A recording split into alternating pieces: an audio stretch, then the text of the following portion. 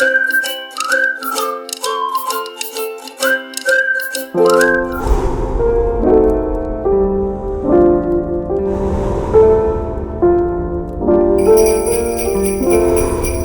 is your name?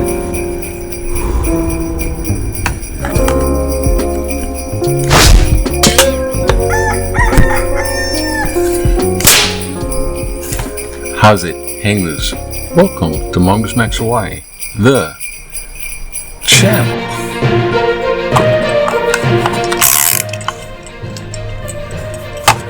Aloha everyone, it is January 6th. Yeah.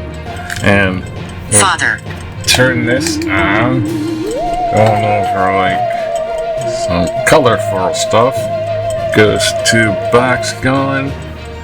It's January 6th. It's what I want. It's what I want.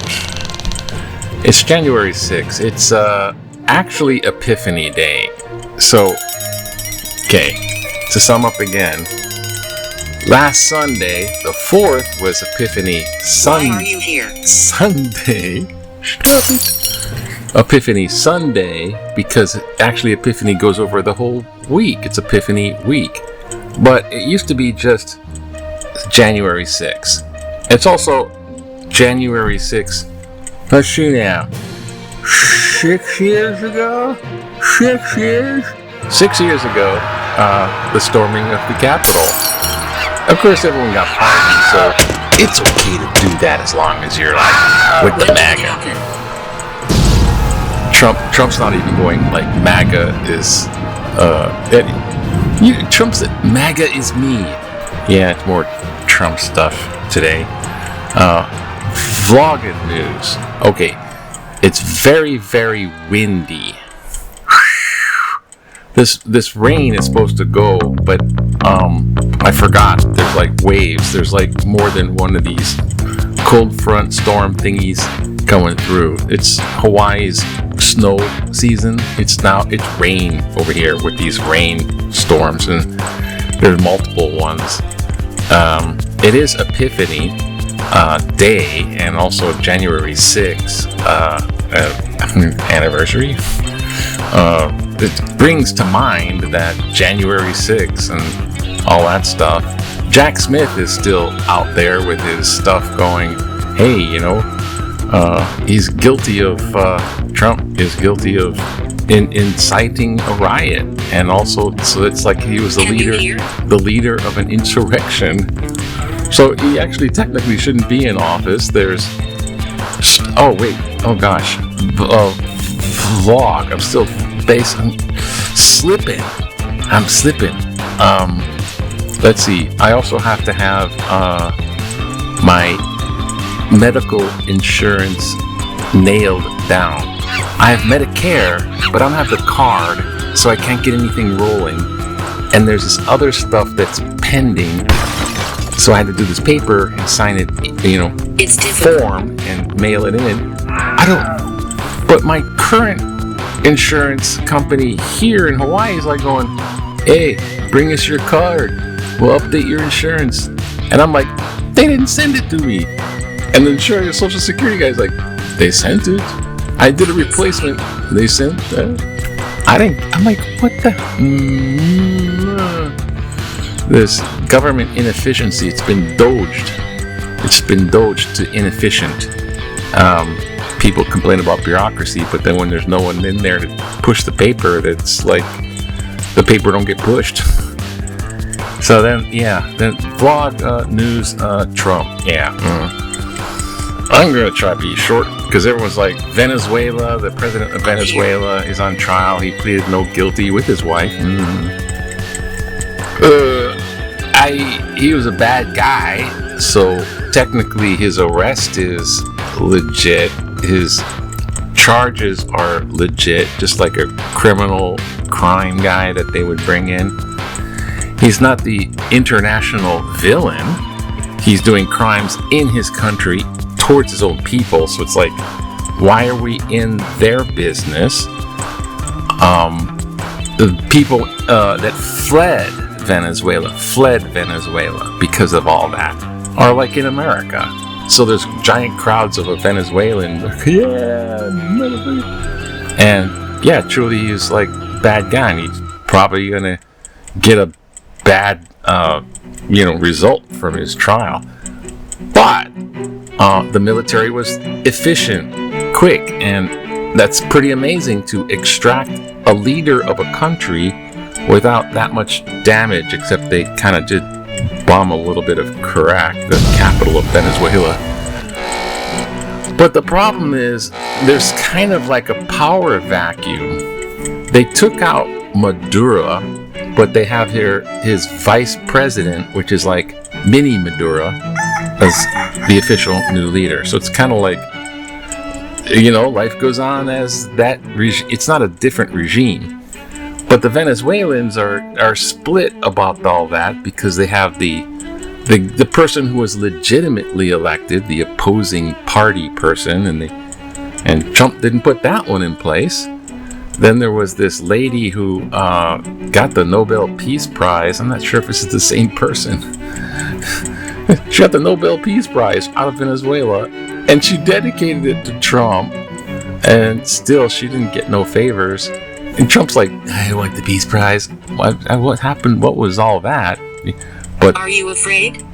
But the vice president is the official temporary leader. Official, I say, because she's the one they figure will be a sycophant, or totally always agree with, like MAGA, would agree with always Trump.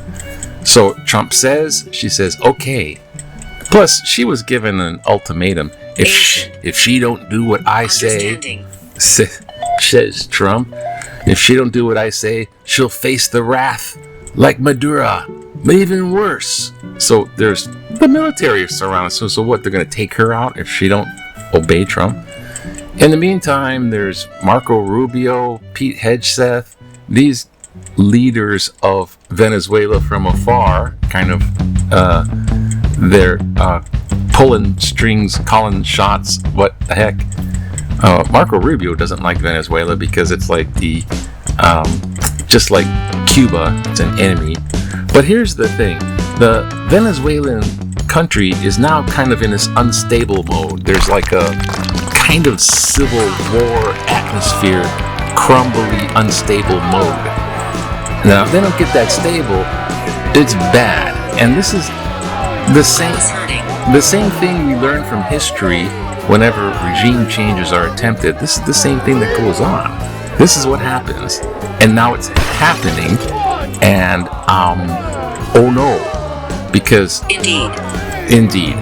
Trump wants to put the big oil companies in there to extract the crude oil out of Venezuela, because there's so much reserves of oil. And it's going to pay for it all. But then he'll have to have the oil structure in there. It has to get paid for by U.S. taxpayer dollars to build, and the big oil, and it's going to be government contracts. So it's kind of nationalized, outsourced. She can't stay. It's like offshore nationalization of oil companies going on. But big oil's going to be in there, and they're going to have to be protected by troops on the ground. So it's kind of it just has easy potential to be this long-lasting quagmire of taking over a country is a bad idea. Monroe Doctrine, Don-roe Doctrine, and that thing too. I see you. Monroe Doctrine. I don't know. Monroe Doctrine is, from Monroe. It was invoked before about imperialistic countries having spheres of influence in the Western Hemisphere, like South America style, usually Panama Canal. And the U.S. warning, those imperialist countries better not have all those spheres of influence, because it's impeding our area. You're getting too close. So the U.S. has the right to act aggressively towards those imperialistic colonialist countries. Meaning, we can go down there and kick ass or try to if we want to. But try to. Nowadays, we're the strongest military ever on the planet, ever since in history. It's like, just go down there and take them all out. And Trump is invoking that. It was invoked in 1962 with the Cuban Missile Crisis. History. So here's Monroe Doctrine invoked again. We got Venezuela. But Trump has on his mind that leader of Colombia ain't too good. So, like Colombia, C-O-L-O, I think I misspelled it, Colomboya, Colombia might be next, and it has a border with Venezuela, and things are spilling over. Colombia might be the next takeover. Move quick. And now, I'm not saying that's going to happen, but he's signaling that. He's also signaling other countries, Colombia, Cuba, and Greenland. They're all up on the chopping block of the Don-roe Doctrine. Trump just wants, and hey, ridiculous as that sounds, imperialistic President Emperor Trump, other countries like China and Russia are a little bit pissed off because they have financial resource interests in places like Venezuela and that, back and forth world economy bit. And if Trump can do it, so can Putin.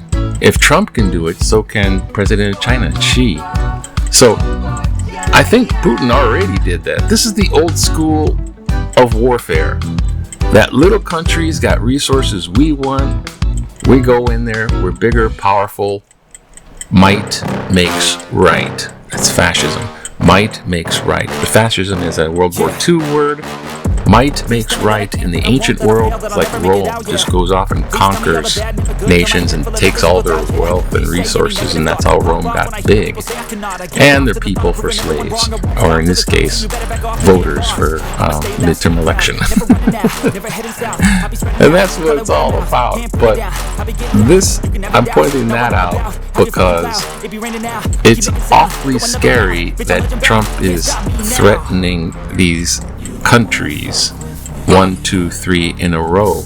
Colombia next, Cuba, Russian interest still, Greenland, Denmark is Danish people are friends right now, but not now. They're telling him to F off. So we're very close to a war on multiple country fronts, which you get the picture. This is not a good thing. Idiotic. Yes, idiotic. Thank you.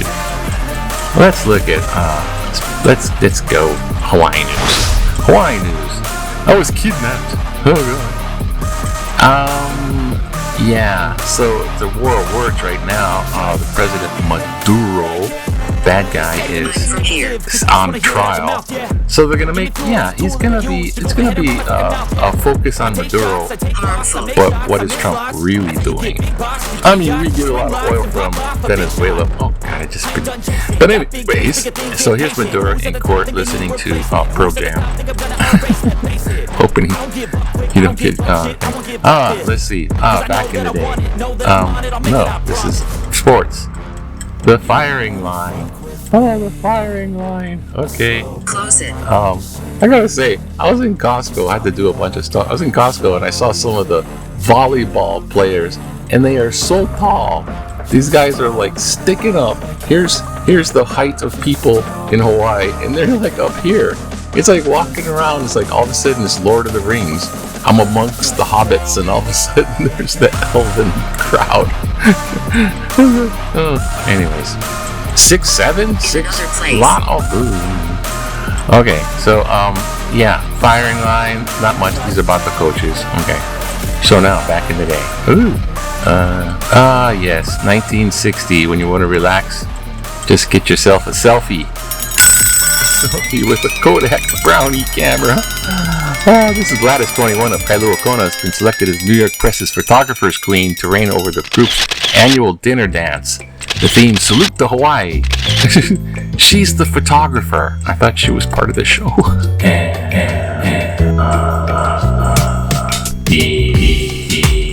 There we go.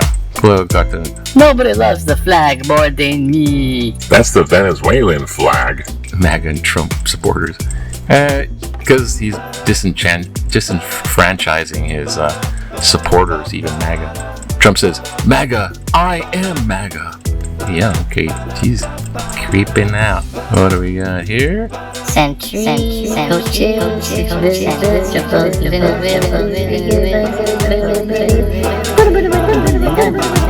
I have to do this one, I guess. We're stuck on that one. Trump bumbles onward with Venezuela takeover.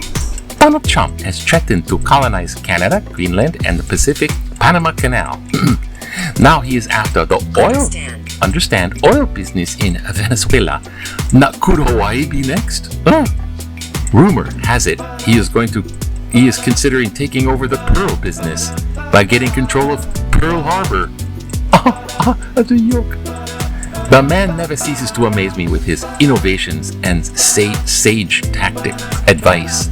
He suggests research into injections of disinfectant to cure COVID, and he told us that cases would go down if we would just stop testing so much. He told us that more than 50 court cases were wrong and 2020 election was rigged. Somehow, there was no need for him to preface a discussion with, I'll be honest with you, Jim Collette, Lahaina. Yeah, Trump doesn't have to be honest with us. He does flat out lie. Inflation's going down, the prices are going, no, they're going up. Yeah, he does flip and lie because he's of the old belief. If you lie big and you keep repeating the lie, and people just bobblehead believe you. But Trump, like in the Nixon times, when Nixon was doing illegal stuff as president, he was trying to hide it. And when it came to light, he's like, oh, I'm busted, I resign. This presidency, he's not even hiding, not even attempting to hide. He's announcing the stuff he's doing wrong. And right now it's in the international law. So it's kind of like, you can't just be like, oh, I'm saying bad things about Trump and MAGA people and then Trump drained me. It's internationally, as in the world, other countries are looking at international law and violations of UN compacts and stuff like this. It's like, and they're not going to be like, subject to, MAGA propaganda. It's a scary, all joking aside, even though I'm not very funny, it's a scary world right now with international tension that might flash back towards Absolutely the US. And there's Putin, and there's President Xi drooling over Taiwan. This is a scary time. So say your prayers. It's a nice day though, even though it's super, super windy. Aloha. Bye now. Aloha. Sorry for being so. Oh, what happened? It's supposed to be. Oh, it's supposed to be out like this. Okay, there. I'm inside it. There? Oh, there we go. Aloha. It's a new day.